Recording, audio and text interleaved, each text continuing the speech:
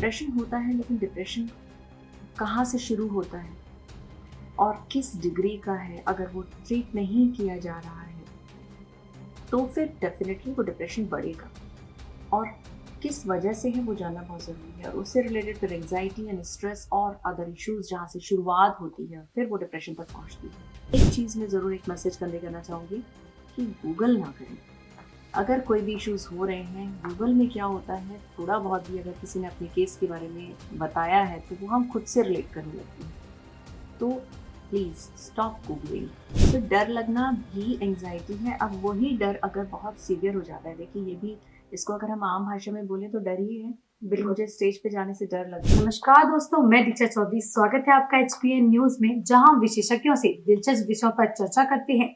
तो आज का हमारा विषय बेहद खास है क्योंकि ये आपकी मानसिक स्वास्थ्य समस्याओं से जुड़ा हुआ है। तो आज हमारे साथ एक बेहद ही खास मेहमान मौजूद है जो कि एक साइकोथेरेपिस्ट एंड साइकोलॉजिस्ट है, जो आपको बताएंगे कि आपको जो मानसिक स्वास्थ्य परेशानियां होती हैं इनसे छुटकारा कैसे पा सकते हैं। तो सबसे पहले तो मैं आपका धन्यवाद करूंगी कि आपने अपना कीमती समय हमें दिया। मैं चाहूंगी आप छोटा सा परिचय हमारे दर्शकों को। मैं मनीषा सिंघल, मैं क्लिनिकल साइकोलॉजिस्ट एंड साइकोथेरेपिस्ट हूँ और मैं Apollo hospital, metro hospital, motherhood hospital, Indo girls and freelancer हूँ मैं नोएडा में। और मेरा क्लिनिक है सेक्टर 50 में। मैं पिछले 15 साल से इस प्रोफेशन में हूँ, क्लिनिकल प्रैक्टिस में हूँ। तो मैम, सबसे पहले तो मैं जानना चाहूंगी कि आपकी जो ये सफर की शुरुआत कहाँ से हुई, कहाँ से आपने स्टार्टिंग करी और आपका अब तक का एक्सपीरियंस कैसा रहा है? सफ़र की शुरुआत अचानक से हो गई।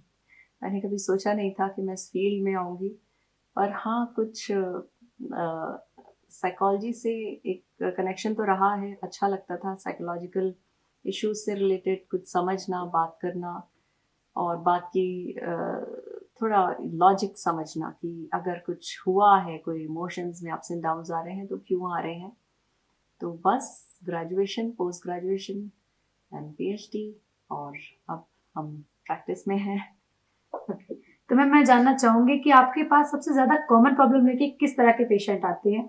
जो आजकल आप देखते हैं कि बहुत सारे यूथ को डिप्रेशन की दिक्कत होती है, वो बहुत सारी चीजें हैं, स्ट्रेस है, एंजाइटी है, तो सबसे ज्यादा कॉमन प्रॉब्लम क्या है?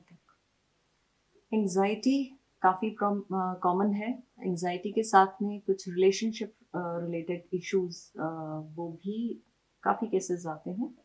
बच्चों से रिलेटेड अगर हम बात करें तो कुछ जो न्यू बॉर्न बच्चे हैं उनमें अगर कुछ कंजेनाइटल इश्यूज हैं और फिर उनकी ग्रोथ से रिलेटेड अगर डेवलपमेंटल इश्यूज कुछ आ रहे हैं और पेरेंट्स को समझ नहीं आता है कि क्यों, किस वजह से ऐसा हो रहा है, तो उससे रिलेटेड काफ़ी आते हैं। पीछे पैंडमिक जब आया था तब उस समय कुछ बच्चे, बिकॉज कन्फाइंड टू हाउस थे हम लोग सभी लोग, तो जो ग्रोइंग बच्चे थे, एकदम न्यू बॉर्न बच्चे थे, उस समय उनकी ग्रोथ उतना प्रॉपर नहीं हो पाई। तो उस समय काफ़ी कन्फ्यूजन्स थे कि ऐसा तो नहीं IQ लो है, ऐसा तो नहीं ऑटिज्म है। तो इस तरह की कंप्लेंट्स के साथ, क्योंकि डेफिनेटली जो भी आते हैं लोग कंसल्ट करने तो पढ़ के आते हैं, काफ़ी गूगल करके आते हैं, तो उन्हें काफ़ी अच्छी खासी नॉलेज ऑलरेडी होती है। तो मैम, आपको लगता है कि जो मोबाइल और सोशल मीडिया से लोग पढ़कर आते हैं तो वो रियलिटी होती है, मतलब सच्चाई पता लगती है उस चीजों के बारे में लोगों को? सच्चाई देखिए डिपेंड करता है कि क्या केस है, किस चीज़ के बारे में वो पढ़ रहे हैं। अगर एक इंसान जिससे डिजीज़ से फियर है और या फिर वो कुछ साइकोलॉजिकल इश्यूज के बारे में अगर वो पढ़ रहे हैं और उनको ये आइडिया नहीं है कि जितने भी साइकोलॉजिकल इश्यूज होते हैं, थोड़ा बहुत अप्स एंड डाउन्स तो हम सब में ही होते हैं। अगर हमें कुछ हम अचीव करना चाह रहे हैं और हम नहीं कर पा रहे हैं तो हम लो फीलिंग हो रही है, तो उसका मतलब ये नहीं होता है कि हमें डिप्रेशन है। तो अब प्रॉब्लम तब आती है कि वो खुद को डिप्रेशन वाले केसेस में देखने लगते हैं, है ना।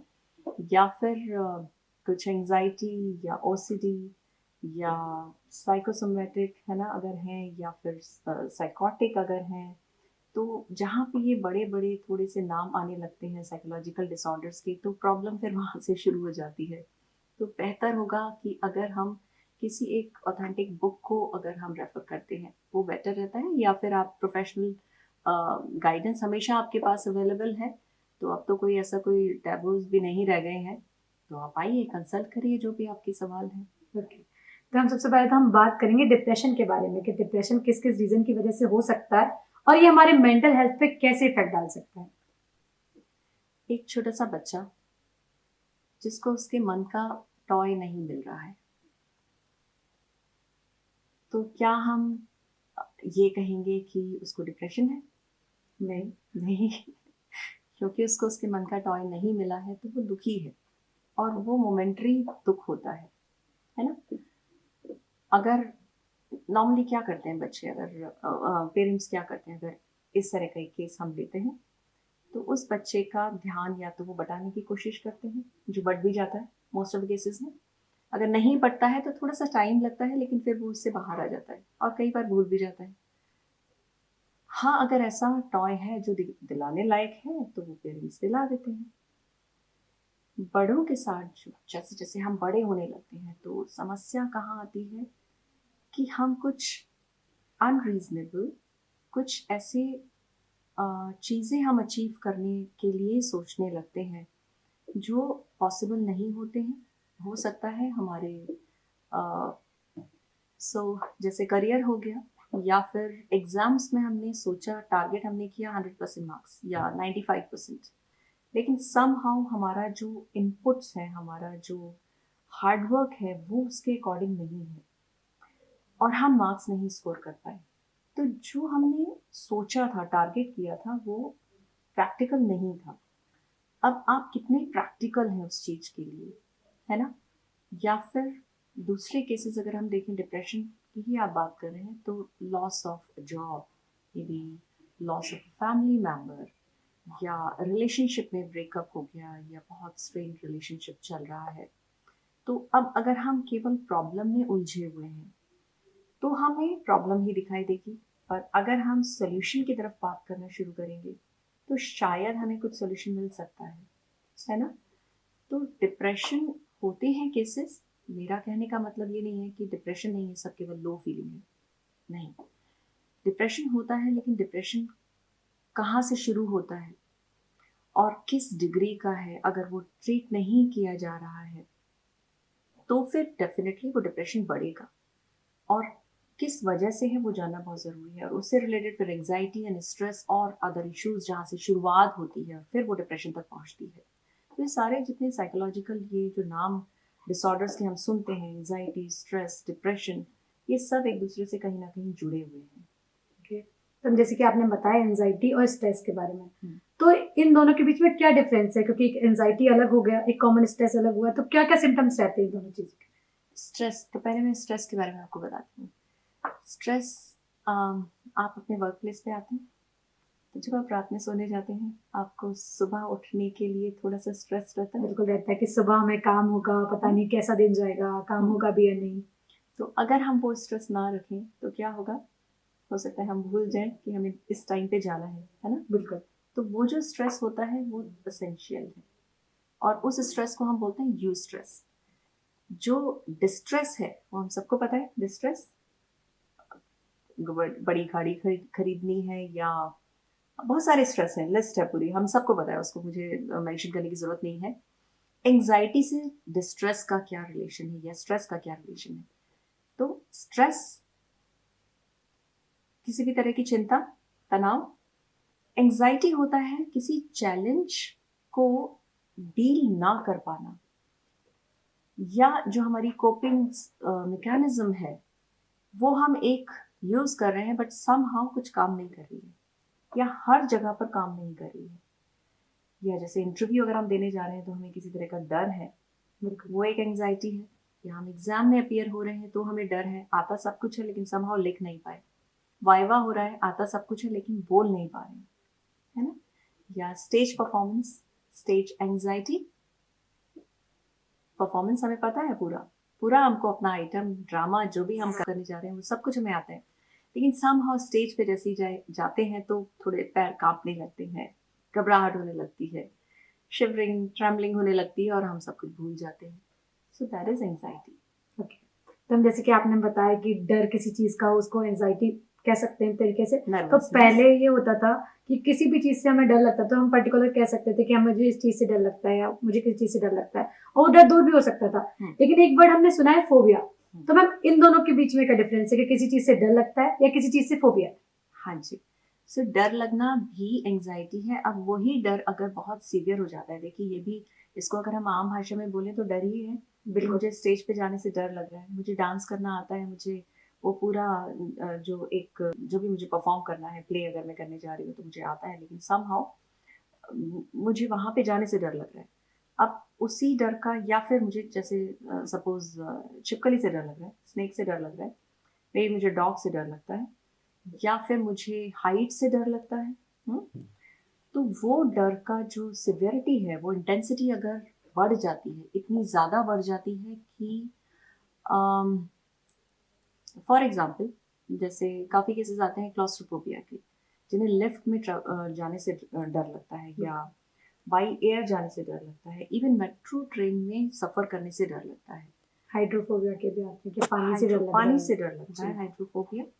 तो अब वो डर का अमाउंट इतना ज़्यादा है कि वो ट्रैवल ही नहीं कर पा रहे हैं। वो लिफ्ट में अंदर जाते हैं और उन्हें पसीने आने लगते हैं, पल्पिटेशंस शुरू हो जाते हैं। तो वो जो घबराहट है वो इतनी ज़्यादा बढ़ जाती है कि तो हम अनईज़ी फील कर रहे हैं। उसको हम फोबिया कहते हैं। ओके। तो मैम जैसे कि आजकल हम सोशल मीडिया पर देखते हैं कि एक वर्ड फेमस हो गया ओसीडी, हुँ। कि सफाई का कीड़ा है या फिर कोई भी चीज उल्टी सीधी नहीं देख सकता, जब तक कि मतलब उसे सही ना कर दे तब तक वो नहीं चैन से बैठ सकता। तो वो चीज क्या है मैम, ओसीडी प्रॉब्लम होना? ओसीडी होता है ऑब्सेसिव कंपल्सिव डिसऑर्डर। सो ऑब्सेशन किसी चीज़ का, कि बस आ गया मन में और हमेशा वही चीज़, वही करना है। कंपल्सिव मतलब किसी भी तरह का कंपल्शन। मुझे पता है मैं घर में सफाई अच्छी लगती है, लेकिन फिर भी वो सफाई एक एक्सट्रीम में जा रही है। इतना ज़्यादा एक्सट्रीम में कि बेडशीट भी ना खराब हो जाए, और कोई भी फर्नीचर भी इधर से उधर ना हिले, या बच्चे अगर बैठ रहे हैं तो बहुत तमीज़ से, बहुत कायदे से बैठे। सो वो, या फिर हाथ धोने का, बार सफाई बार का, हाथ बार धोना। बार हाथ धोना, बार बार चेक करना।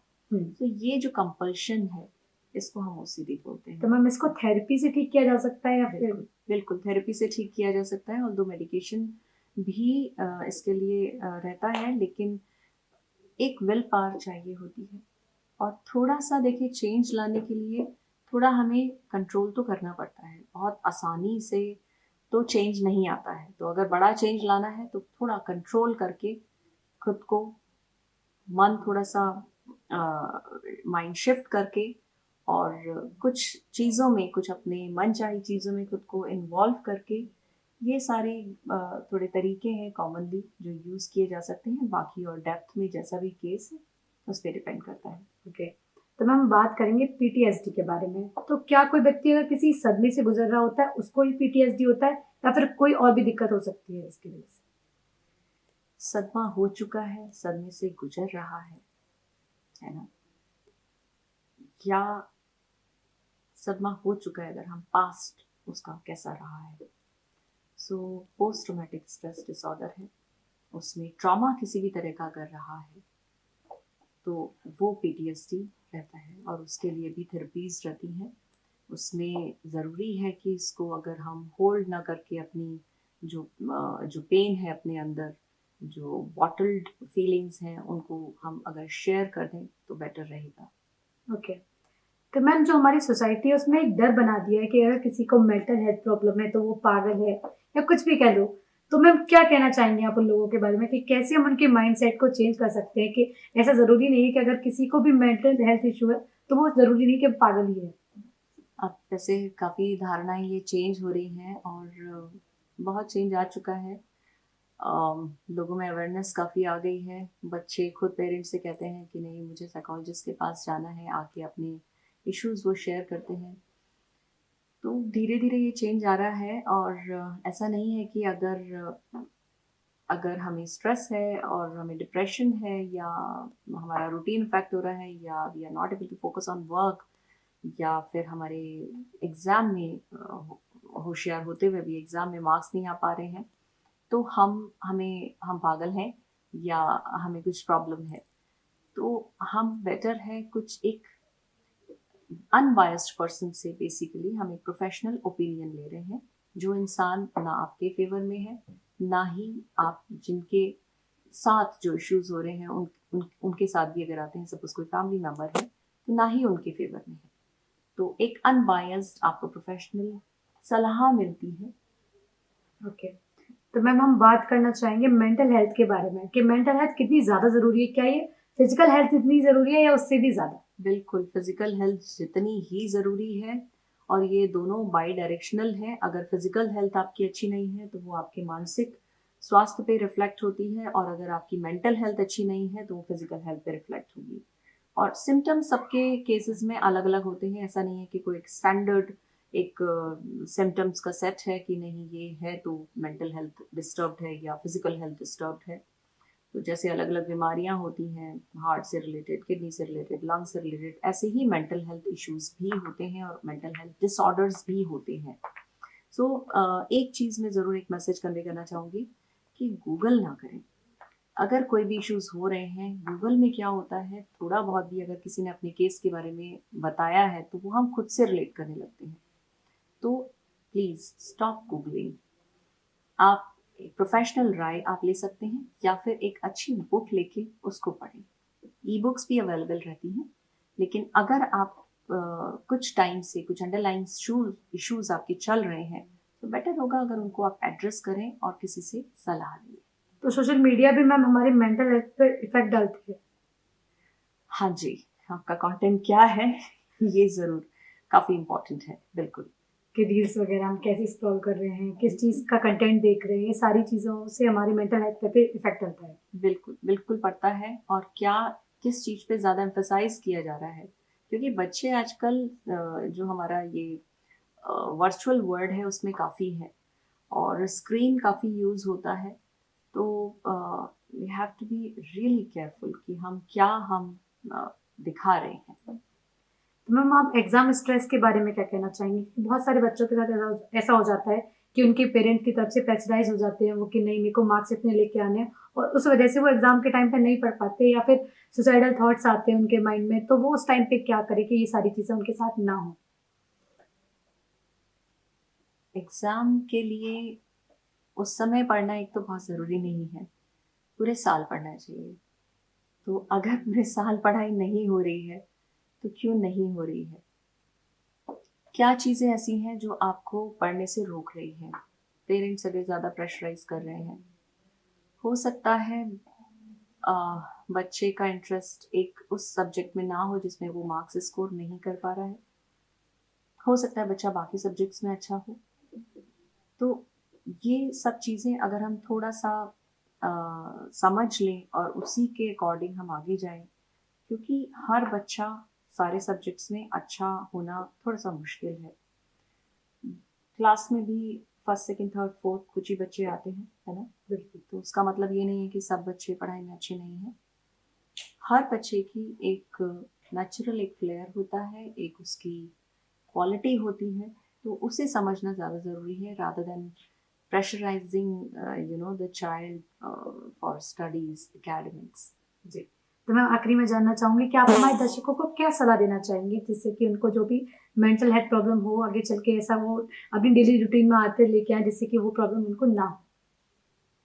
डेली रूटीन में आपको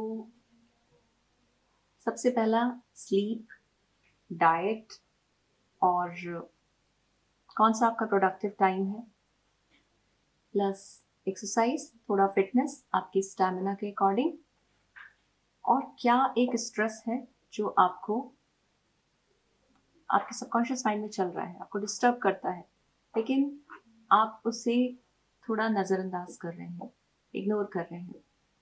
तो क्या हम एक चेंज ला सकते हैं जिससे उस स्ट्रेस को या तो हम रिप्लेस कर दें, या उसको मॉडिफाई कर लें, या उसको अगर पॉसिबल है अवॉइड करना तो हम अवॉइड कर पाएँ, जिससे हमारा रूटीन, हमारा वर्क, हमारी फैमिली लाइफ, रिलेशनशिप सब एकदम बेटर हो जाए। ओके, तो मैम आपका धन्यवाद करूंगी कि आपने अपना कीमती समय हमें दिया और हमारे दर्शकों को मेंटल हेल्थ प्रॉब्लम के बारे में इतना अवेयर किया। Thank you so much ma'am. Thank you so much. Videos देखने के लिए सब्सक्राइब करें HBN न्यूज़, बेल आइकन दबाकर लेटेस्ट नोटिफिकेशन पाएं।